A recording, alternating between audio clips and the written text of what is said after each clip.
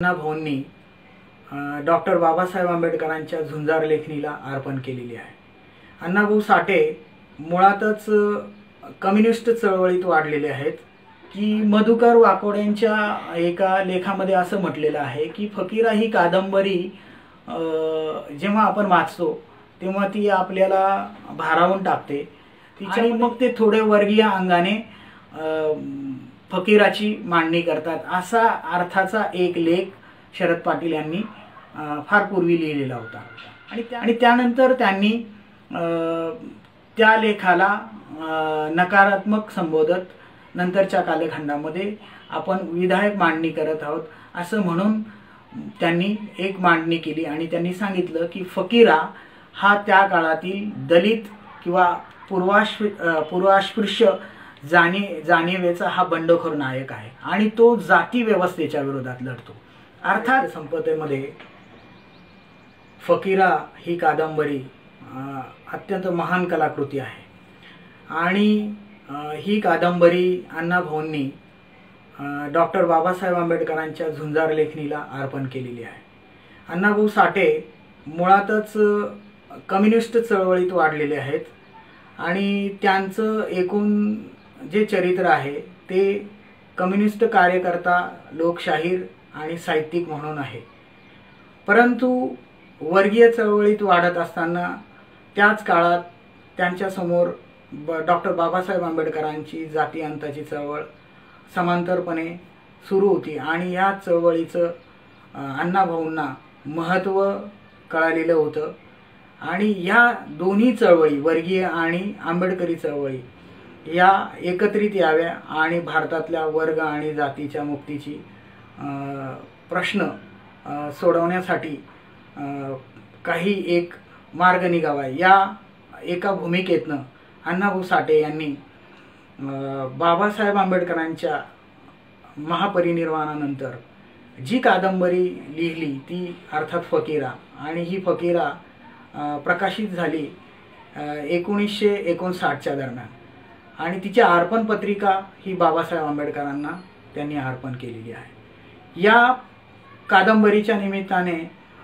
अनेक असे वाद जन्मालाही आले की अण्णाभाऊंना एका बाजूला टोकाला जाऊन आंबेडकरी लेखक किंवा दुसऱ्या टोकाला जाऊन ते वर्गवादी किंवा कम्युनिस्ट लेखक अशा दोन्ही टोकांमध्ये अण्णाभाऊंना पाहिलं जात आहे आणि साहित्यामध्ये तशा चर्चाही झडत आहेत।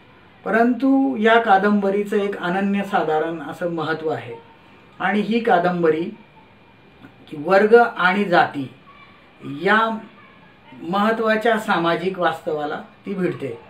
या कादंबरीचा जो नायक आहे फकीरा तो अर्थात अण्णाभाऊ साठेंचा नात्याने मामा आहे, म्हणजे आईचा भाऊ आहे तो।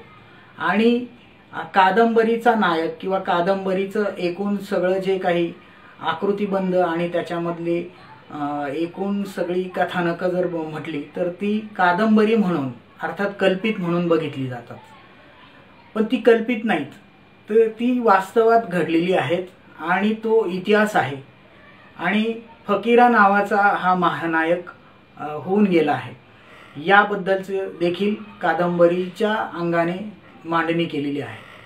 मुख्य प्रश्न हा देखील आता ह्या काळात विचारला जाऊ शकतो की जे आज अण्णाभाऊ साठेंचं हे जन्मशताब्दी वर्ष आहे आणि त्यानिमित्ताने ही चर्चा करताना आपल्याला हे बघता येईल की फकीरा नावाचा हा जो कोणी बंडखोर महानायक आहे तो वाटेगावच्या सांगली जिल्ह्यातल्या वाटेगावच्या एका छोट्या खेड्यामध्ये जे खेडं अर्थातच एका अर्थानं दोन नद्यांच्या संगमामधल्या खोऱ्यात आहे, कृष्णा आणि वारणा, आणि वारणा आणि कृष्णाच्या खोऱ्यामधला हा एक इंग्लिश संज्ञेप्रमाणे म्हणायचं जर झालं तर रॉबिनहूड या अर्थानं बघितला जातो। आणि त्याचबरोबर साहित्यामध्ये ज्या चर्चा होतात की फकीरा एकाच वेळी जाती व्यवस्थेच्या विरुद्ध लढताना दिसतो आणि त्याचबरोबर त्या काळामध्ये म्हणजे 19व्या शतकाच्या संधी कालामध्ये फकीराचा हा जीवन कालखंड आहे। त्या कालखंडामधली जी काही एक ब्रिटिश सत्तेची पार्श्वभूमी आहे, अर्थातच वासातिक सत्ता आहे आणि ह्या ब्रिटिश साम्राज्यशाहीशी सुद्धा फकीरा लढताना दिसतो.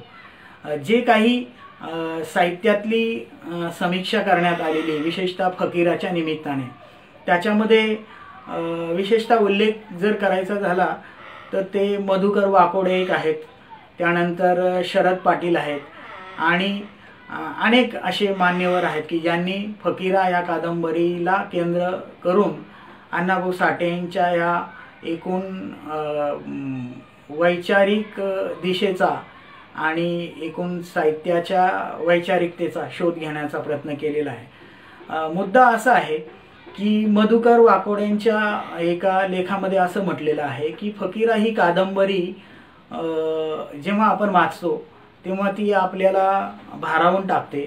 तिच्यामध्ये एकाच वेळी ग्रामीण आणि दलित जीवनाचा आविष्कार घडताना दिसतो. दलित जाणीव जिच्यामधली वेदना आहे आणि विद्रोह आहे हे सुद्धा त्याच्यामध्ये दिसतं. परंतु फकीरा हा जरी ऐतिहासिक नायक असला तरी त्याबद्दलचे ऐतिहासिक पुरावे किंवा तशा पद्धतीची एक ऐतिहासिक मांडणी करण्यासाठी जे इतिहासशास्त्रीय संदर्भ स्रोत घेऊन ती मांडणी करायची असते, अशी मांडणी अद्यापही फकीरा ह्या नायकाबद्दल झालेली नसल्यामुळे फकीरा हा कादंबरीचा नायक मीच आहे या अर्थाने साहित्यामध्ये वाकोडींनी चर्चा केलेली आहे. आणि शरद पाटलांनी मात्र अण्णाभाऊ साठेंच्या बायोक्रिटिक बरोबर त्यांची साहित्य निर्मिती अर्थात फकीरा ह्या कादंबरीची एकूण सगळी स्थिती या अंगाने एक चिकित्सा मांडलेली आहे. ती अर्थातच त्यांच्या माफुआ या नवदर्शनाच्या माध्यमातून ती मांडलेली आहे. शरद पाटील असं म्हणतात की अण्णाभाऊ डाव्या चळवळीत वाढलेले असल्यामुळे आणि त्यांना एकूण त्यांचं जीवन हे जाती व्यवस्थेत गेलेले असल्यामुळे त्यांच्या निर्मितीमध्ये जात आणि वर्गाचा पेच निर्माण झालेला आहे. त्याच्यामुळे फकीरामध्ये टोकदार असं जातीय वास्तव प्रकटताना दिसत नाही आणि मग ते थोडे वर्गीय अंगाने फकीराची मांडणी करतात. असा अर्थाचा एक लेख शरद पाटील यांनी फार पूर्वी लिहिलेला होता आणि त्यानंतर त्यांनी त्या लेखाला नकारात्मक संबोधत नंतरच्या कालखंडामध्ये आपण विधायक मांडणी करत आहोत असं म्हणून त्यांनी एक मांडणी केली आणि त्यांनी सांगितलं की फकीरा हा त्या काळातील दलित किंवा पूर्वास्पृश्य जाणीवेचा हा बंडखोर नायक आहे आणि तो जाती व्यवस्थेच्या विरोधात लढतो. अर्थात दलित जाती ज्या अस्पृश्य जाती आहे पूर्वीच्या, त्या गावकुसाच्या बाहेर राहतात आणि त्यांच्याकडे कुठल्याही प्रकारची संपत्ती जमीन नसल्यामुळे जी जाती व्यवस्थेने त्यांना अधन ठेवलेलं आहे, अशा अवस्थेमध्ये त्यांची एक वर्गीय स्थिती पण निर्माण होते. अर्थात ते शेतमजूर निम्न वर्ग पण बनतात आणि निम्न जाती पण बनतात आणि ह्या वर्ग जातीचा असा एक आकृतिबंध तयार झाल्यामुळे फकीरा या वर्ग जातीच्या निम्न तबक्यातला महानायक म्हणून पुढे येतो असं त्यांच्या मांडणीतनं त्यांनी पुढे व्यक्त केलेला आहे. मुद्दा हा आहे की फकीरा हा जो महानायक आहे त्याचं जे वास्तव आहे ते अर्थात दलित जाणीवेच्या अंगानं प्रकट होतं का याच्यावर खूप घमासाम चर्चा झालेली आहे. म्हणजे ज्या पद्धतीनं डॉक्टर बाबासाहेब आंबेडकरांच्या महापरिनिर्वाणानंतर दलित साहित्याची निर्मिती झाली आणि दलित साहित्यामध्ये विद्रोह, नकार आणि वेदना यांचा आविष्कार झाला, या सगळ्या मूल्यांचा आविष्कार एका अर्थानं फकीरामध्ये होता. परंतु फकीरामध्ये जी दलित साहित्यामध्ये केंद्रीभूत असणारी जी आंबेडकरी जाणीव आहे ती मोठ्या प्रमाणामध्ये दिसत नाही जाती व्यवस्थेच्या विरोधात लढताना. त्यामुळं फकीरा हा आपल्या जमातीचा एक नेता म्हणून जुलूम करणारी सत्ता, त्या काळातली इंग्रजी सत्ता, तिच्या विरुद्ध लढताना असं एक कादंबरीतनं तिचं एक कथानक स्वरूप उभं राहतं. हे आपण बारकाईनं बघितलं पाहिजे. दुसरा मुद्दा याच्यामध्ये हा देखील अधोरेखित करायला पाहिजे, तो पश्चिम महाराष्ट्रात विशेषतः दक्षिण पश्चिम महाराष्ट्राच्या ह्या पट्ट्यामध्ये अनेक प्रकारचे असे जे काही विद्रोह झाले त्याच्यामध्ये फकीरा असेल आणि त्याचबरोबर सत्तू भोसले असेल. सत्तू भोसलेंवर देखील अण्णाभाऊ साठेंनी जी कादंबरी लिहिलेली आहे ती वारणेचा वाघ. आणि वारणेच्या खोऱ्यामध्ये दुसरा हा जो महानायक आहे तो आहे सत्तू भोसले. साधारण 1940च्या दरम्यान सत्तू भोसलेला इंग्रज सरकारनं फासावर दिलेलं आहे पकडून. सत्तू भोसले जो आहे तो ऐतिहासिक पुरुष आहे आणि सत्तू भोसले हा गरीब मराठा कुटुंबात, शेतकरी कुटुंबात जन्माला आलेला एक बंडखोर तरुण होता. काही काळ त्याने लष्करात नोकरी केलेली होती आणि ज्या वेळेस तो गावाकडे परत आला त्यावेळेस त्याला त्या गावामध्ये कुमज नावाचं गाव आहे, त्या गावामध्ये एक चौगुला गाव पाटील एका दलित स्त्रीला, महार गर्भवती तरुण स्त्रीला मारहाण करत, अत्यंत वाईट पद्धतीने मारहाण करताना दिसतो. आणि त्याच्यामुळे हा सत्तू भोसले चिडला आणि त्यानं त्या गाव चौगुल्याला सांगितलं की तू अशा पद्धतीनं ह्या स्त्रीवर अत्याचार करू नको. परंतु त्या चौगुल्याने त्याचं म्हणणं ऐकून घेतलं नाही आणि उर्मटपणे मगरुरीने त्याला उत्तर दिलं आणि त्यामुळे चिडून जाऊन सत्तू भोसले सारख्या बंडखोर नायकाने कुऱ्हाड घेऊन चौगुल्याचा खून केला आणि त्यानंतर तो जंगलात पळून गेला. तिथून सत्तू भोसलेने नंतर स्वतःची एक टोळी तयार केली. ब्रिटिश रेकॉर्डमध्ये सत्तू भोसले हा फरारी दरोडेखोर मानला जातो. परंतु दक्षिण पश्चिम महाराष्ट्राच्या ह्या वारण्याच्या खोऱ्यामध्ये सत्तू भोसले हा एक बंडखोर नायक आहे, फरारी बंडखोर नायक आहे. आणि लोकप्रिय ज्याला पॉप्युलर संस्कृती म्हणतो त्याच्यामध्ये तमाशा असेल, लोककथा असतील, गाणी असतील, याच्यामध्ये सत्तू भोसलेचं एक वर्णन येतं. या सत्तू भोसलेवर अण्णाभाऊ साठेंनी कादंबरी लिहिली आहे. सत्तू भोसलेची ऐतिहासिकता अशी आहे की सत्तू भोसले चा एक महत्त्वाचा संदर्भ भाऊराव पाटलांच्या जीवनामध्ये येतो. भाऊराव पाटलांच्या जीवनावर फुले आणि शाहू महाराजांचा प्रभाव आहे.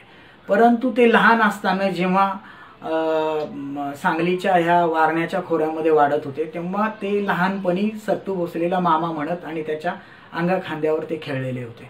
आणि नंतर पुढे जेव्हा भाऊराव पाटलांचं चरित्र लिहिलं गेलं तेव्हा भाऊराव पाटलांनी त्या चरित्रामध्ये असं सांगितलं की मला बंडखोरीची पहिली प्रेरणा ही सत्तू भोसल्यांकडनं मिळाली. तर ह्या सत्तू भोसलेवर अण्णाभाऊंनी वारणेचा वाघ नावाची ही अत्यंत महत्त्वाची आणि अत्यंत प्रेरणादायी अशी कादंबरी लिहिलेली आहे. मला कुठेतरी असं वारंवार जाणवतं इतिहासामध्ये जसं सत्तू भोसले एका अर्थानं क्रांतिकारी बंडखोर नायक म्हणून उभा राहिला, जो ब्रिटिश साहित्यामध्ये ज्याला रॉबिनहूड म्हटलं जातो, तो आपण आजच्या आपल्या जातीच्या समाजामध्ये वेगळ्या पद्धतीनं बघितलं जातं की जो स्त्रियांचा आदर करतो, जो श्रीमंत सावकारांना लुटून त्यांच्याकडची संपत्ती घेऊन आपल्या गरीब जनतेमध्ये जाऊन वाटतो, अशा पद्धतीचा सत्तू भोसले नायक आहे. आणि हा सत्तू भोसले त्या काळामध्ये फकीराचा देखील मित्र आहे आणि अनेक अडीअडचणीमध्ये फकीरा आणि सत्तू भोसले हे एकमेकांना मदत करताना दिसतात. एकदा तर पोलिसांनी घेराव घातल्यानंतर सत्तू भोसले पकडला जाणार अशी स्थिती असते. अशा वेळी फकीरा आपली स्वतःची टोळी घेऊन सत्तू भोसलेला सोडवतो. असंही चित्र कादंबऱ्यांमधून येताना दिसतो. हा सगळा एका अर्थाने इतिहास आहे पण तो कादंबरीच्या पातळीवर आपल्यासमोर उभा राहतो.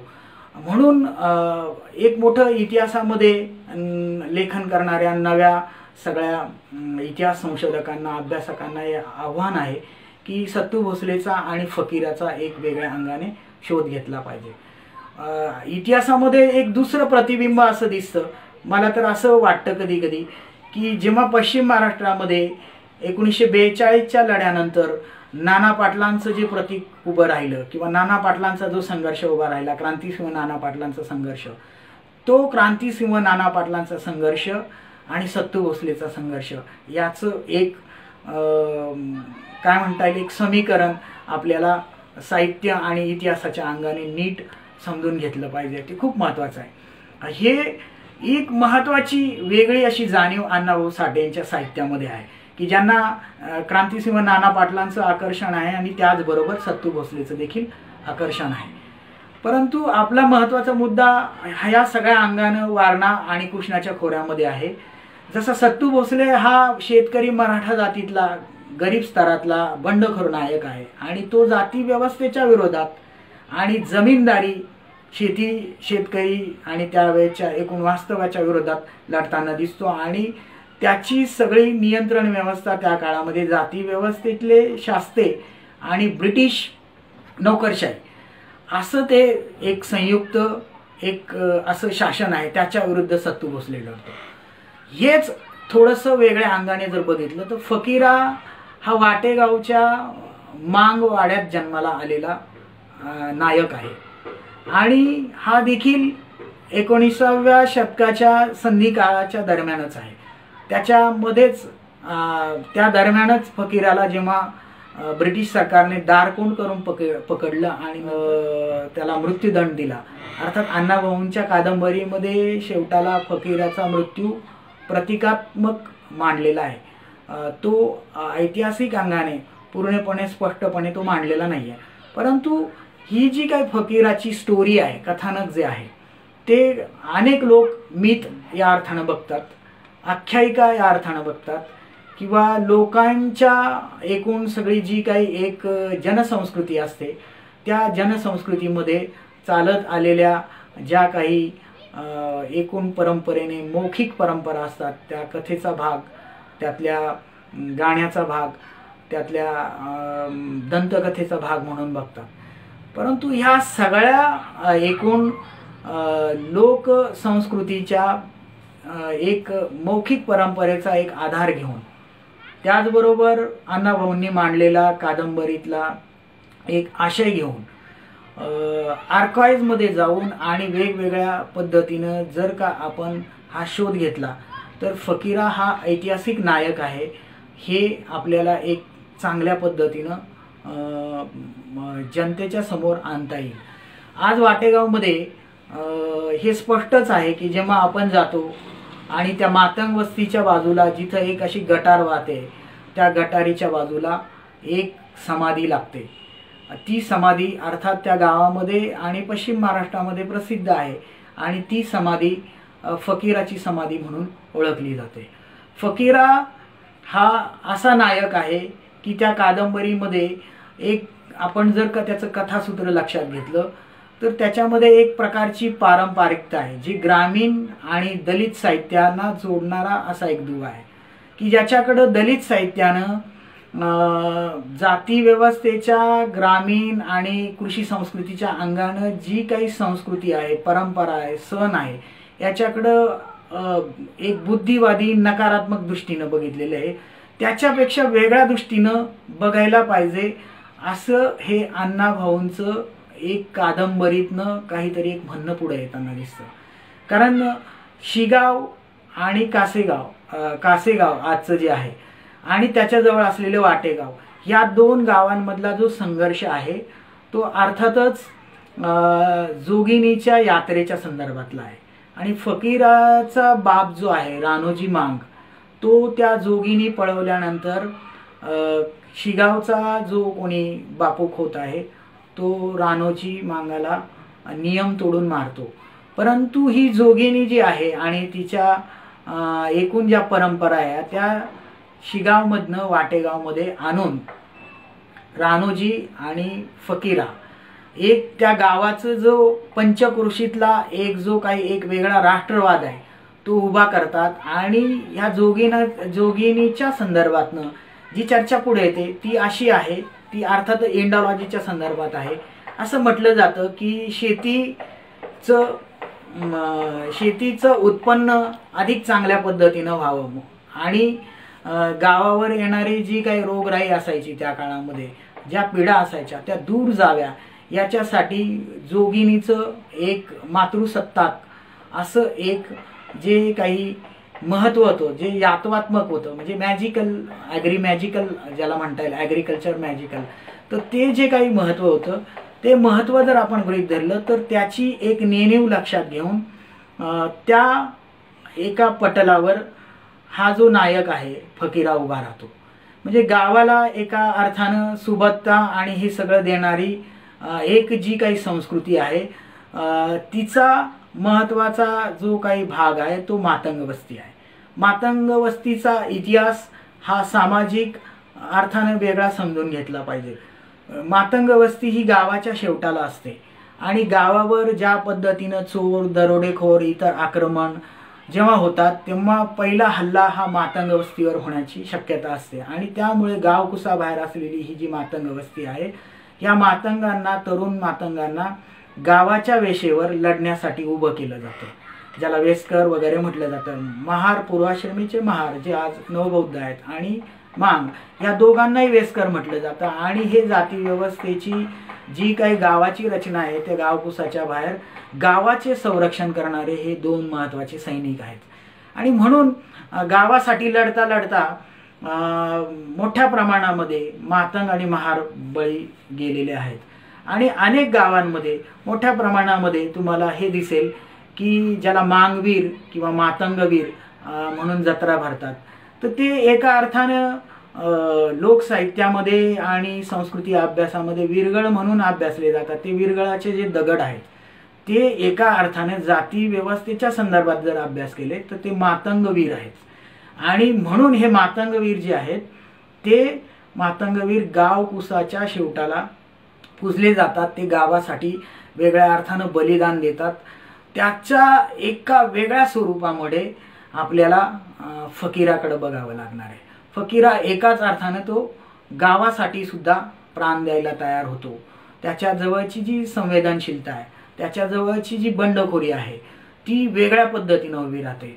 तर एक इंडॉलॉजीच्या अंगानं जाती व्यवस्थेचं एक अत्यंत खोलवर उत्खनन करण्यासाठी अण्णाभाऊंची कादंबरी किंवा फकीरा ह्या महानायकाचं चरित्र शोधणं अत्यंत गरजेचं आहे, हे मला महत्त्वाचं वाटतं.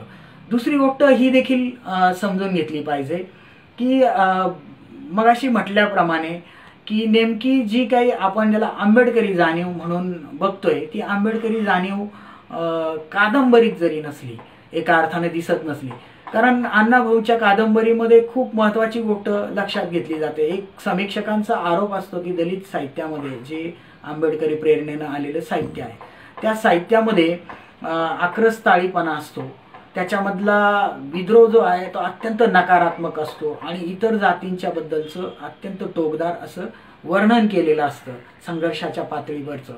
तर हे अण्णाभाऊंच्या कादंबरीमध्ये विशेषतः फकीरामध्ये दिसत नाही. फकीरामधला जो गाव पाटील आहे तो अत्यंत प्रेमळ आहे, तो मराठा आहे. फकीरामधला जो ब्राह्मण आहे विष्णुपंत कुलकर्णी तो देखील अत्यंत प्रेमळ आहे आणि तो फकीरावर प्रेम करतो, मातंग वस्तीवर प्रेम करतो. जेव्हा दुष्काळ पडतो, जेव्हा रोगराई येते आणि सर्वात पहिल्यांदा दलित वस्त्यांमध्ये जेव्हा हाल अपेष्टा सुरू होतात, प्रचंड ओढाताण सुरू होते, अन्न नसतं आणि रोगराईमध्ये तडफडून माणसं मरत असतात, तेव्हा हा जो कोणी विष्णुपंत कुलकर्णी आहे आणि गाव पाटील आहे हा जातीच्या चौकटीत राहत नाही, त्याच्या मानवी संवेदना तो व्यक्त करतो. तर हे एक अत्यंत विधायक असं चित्रण अण्णाभाऊच्या कादंबऱ्यांमध्ये विशेषतः फकीरामध्ये बघायला मिळतं. आणि फकीराला जीव लावणारे जसे मातंग, दलित आणि आजूबाजूचे कोणी लोक आहेत, त्याचबरोबर वरच्या थरातले विशेषतः ब्राह्मण जातीतले कुलकर्णी असतील किंवा गाव पाटील असतील हे देखील फकीरावर प्रेम करतात. हे एक विधायक चित्र. आणि त्याचबरोबर सवर्ण जाती ज्या आहेत, ज्या दलित जातींचा कसा दुस्वास करतात, वैर कसं बाळगतात, याचं एक आणखी वेगळं चित्र फकीरामध्ये अण्णाभाऊ मांडताना दिसतात. त्यामुळे फकीरा ही कादंबरी एकाच वेळी जी खरं वर्गीय लढ्यांच्या चळवळीमध्ये अण्णाभाऊ वाढलेले असताना एक वेगळ्या अंगानं अण्णाभाऊ कळत न कळत आणि जाणीवपूर्वक दोन्ही अंगाने त्या कादंबरीची मांडणी करताना दिसतात. आणि एक वेगळा फकीरा आणि त्याचं जीवनचरित्र, त्याची बंडखोरी, त्याचा शोकांत असा एक मोठा पट कादंबरीच्या निमित्तानं उभा राहतो. अर्थात हा सामाजिक इतिहास आहे एका नायकाच्या माध्यमातून घेतलेला. आणि हा जो नायक आहे तो देखील काल्पनिक नाही आहे, मीथ म्हणावा कारण मीथ जर म्हटली तर त्याच्यामध्ये काहीतरी ऐतिहासिक तथ्य असतं, त्याच्यामध्ये सत्याचा भागही बराचसा असतो आणि त्याच्यावर काही कल्पितता आरोपित केलेली असते किंवा ती कल्पिततेचं त्याच्यामध्ये समन्वयन झालेलं असतं. पण मग मीथ म्हणून जरी बघायचं म्हटलं तरी ती एका अर्थानं अशी मीथ देखील नाही आहे. कारण फकीरा हा ऐतिहासिक नायक आहे याच्याबद्दल तर वाद असू शकत नाही, परंतु फकीरा ज्या पद्धतीनं असं मांडलं जातं की जशा अर्थानं तंट्या भील आहे, जशा अर्थानं राघोजी भांगरे आहेत, असे जे एक नायक आहेत, अशा नायकांचे इतिहास आणि साहित्याच्या पातळीवर जो शोध घेण्यात आलेला आहे तसा शोध अण्णाभाऊंच्या ह्या कादंबरीनंतर ना दलित साहित्यिकांनी घेतला, ना ग्रामीण साहित्यिकांनी घेतला किंवा इतर कोणी घेतलेला दिसत नाही. त्याच्यामुळं आत्ताच्या कालखंडामध्ये ही सर्वात महत्त्वाची गोष्ट आहे की फकीरा एक वेगळ्या पद्धतीनं आपल्याला शोध घ्यायला हवा आणि फकीराचं ऐतिहासिक वास्तव प्रथम आपल्याला शोधून काढायला पाहिजे. त्याचबरोबर सामाजिक इतिहासाच्या दृष्टीनं जातीव्यवस्था, त्या काळातील ब्रिटिशांचं राज्य आणि जातीय उतरंडीमधील सामाजिक संबंध, त्याच्यामधले शोषणाचा पट, हा सगळा संदर्भ घेऊन सामाजिक इतिहासाच्या दृष्टीनं फकीरा हा महानायक कसा आहे याची एक नवी उकल अण्णाभाऊच्या कादंबरीच्या निमित्ताने करायला पाहिजे. अर्थातच सध्या अण्णाभाऊ साठेंच्या जन्मशताब्दीचं वर्ष आहे आणि त्याच निमित्तानं महाराष्ट्रामध्ये ज्या काही चांगल्या सांस्कृतिक आणि सामाजिक वेगळ्या घडामोडी होत आहेत त्याच्यामध्ये आशादायी अशा काही घटना देखील घडत आहेत. आणि त्याच्यात एक महत्त्वाची घटना अशी देखील आहे की आता फकीराच्या स्मारकाच्या चांगल्या काय म्हणूया आपण पुनर्मांडणीसाठी किंवा फकीराचं स्मारक उभं करण्यासाठी स्मारक समिती देखील नेमली जाते आणि कार्यकर्ते मोठ्या प्रमाणामध्ये पुढे येतात आणि काम करायची तयारी दाखवत आहेत. ही चांगली आशादायी गोष्ट आहे, परंतु ही प्रतीकाच्या पातळीवर आणि केवळ पुतळे आणि स्मारकाच्या पातळीवर सीमित राहू नये असं कायम वाटतं. कारण जातीव्यवस्थेच्या आणि आपल्या एकूण विविध विषमतेच्या समाजामध्ये प्रतीकांची, अस्मितेची, जाती अस्मितेची लढाई ही आपल्याला मुक्तिदायी लढ्याकडे घेऊन जात नाही.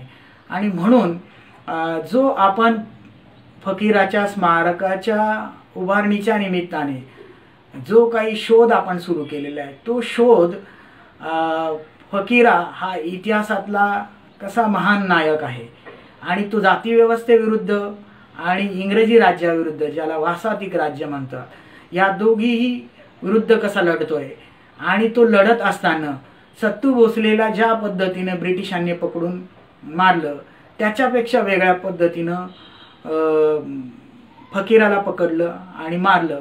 याच्यात फरक असा का घडला तर त्यात सर्वात महत्त्वाची गोष्ट अशी होती की ब्रिटिश आल्यानंतर अनेक लढणाऱ्या जातींना, भटक्या जातींना, दलित जातींना त्यांनी 1871चा कायदा करून गुन्हेगारी जातीमध्ये समाविष्ट केलं. अर्थातच मातंग जात किंवा मांग जात जी आहे ती गुन्हेगारी जात नव्हे संपूर्ण जाती व्यवस्थे एकूण सगळ्या इतिहासात पाहिलं तर.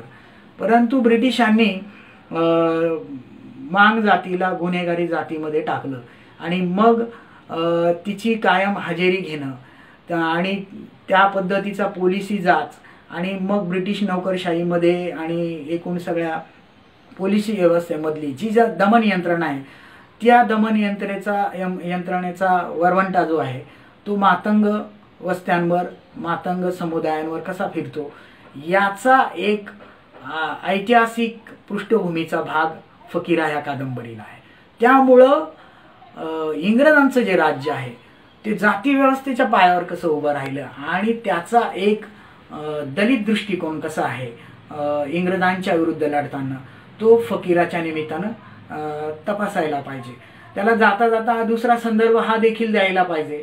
तो असा आहे की महात्मा फुल्यांचे जे तालमीतले गुरु आहेत लहुजी वस्ताद साळवे त्यांच्याबद्दल हेच म्हणता येईल की ते देखील म्हणजे मातंग जातीचे एक नायक आहे मी असं त्यांना मुळीच बघत नाही. ते आपले राष्ट्रनायक आहेत, परंतु ते केवळ राष्ट्रनायक नाही तर ते जाती व्यवस्था विरोधी लढ्याचे पण नायक आहे. कारण ते फुल्यांच्या सत्यशोधक लढ्याचे एक महत्त्वाचे ऐतिहासिक नायक आहेत ते. पण आत्ताचं जे काही इतिहासाचं विकृतीकरण केलं जातं त्याच्यामध्ये लहुजी वस्ताद यांना राष्ट्रनायक करताना त्यांना टिळकांचे वासुदेव फडकेंचे गुरु करून पेश केलं जात आहे आणि एक वेगळ्या पद्धतीचं संस्कृतीकरण केलं जात आहे किंवा एक सांस्कृतिक राजकारण उभं केलं जात आहे. तर हा धोका जर लक्षात घेतला तर ह्या धोक्यापासून वाचायचं असेल तर फकीराची जी काही आपल्याला त्याच्या स्मारकाच्या निमित्तानं आणि इतिहास आणि एकूण सगळी काय म्हणू एक संशोधनपर अशी शोध मोहीम राबवायची असेल तर आपल्याला ह्या धोक्यापासून निश्चित वाचण्याची गरज आहे. त्याच्याबद्दल आपण अधिक सावध राहायची गरज आहे. आणि जे काही मी ऐकतोय किंवा पाहतोय त्याच्यात असं दिसतंय की फकीराला राष्ट्रवीर म्हटलेलं आहे. आत्ता अर्थातच राष्ट्रवाद याच्या अत्यंत विवेकाला सोडून जाणाऱ्या चर्चा सुरू असताना राष्ट्रवीर म्हणून फकीराला बघायचं का फकीराला एक मानवतेचा बंडखोर नायक म्हणून बघायचं, या अर्थाने देखील आपण विचार करायला पाहिजे. आणि हेच एक वैचारिक असं जे मंथन या निमित्ताने होईल ते आपल्याला महत्त्वाचं असेल असं मला वाटतं.